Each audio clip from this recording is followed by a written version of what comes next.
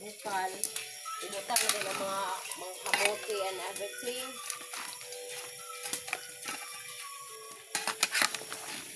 Lagay ang kamote at ubi.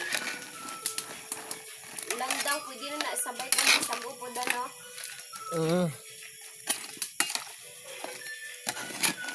Kamote o ito mga gahi. Sunod.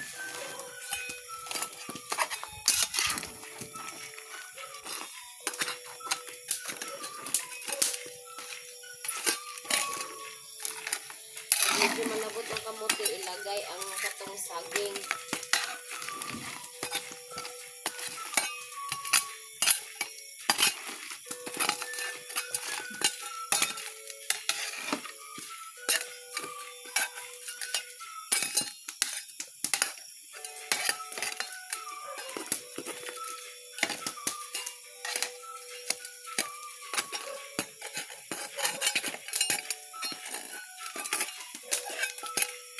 Ipaulahi di ang sago ba?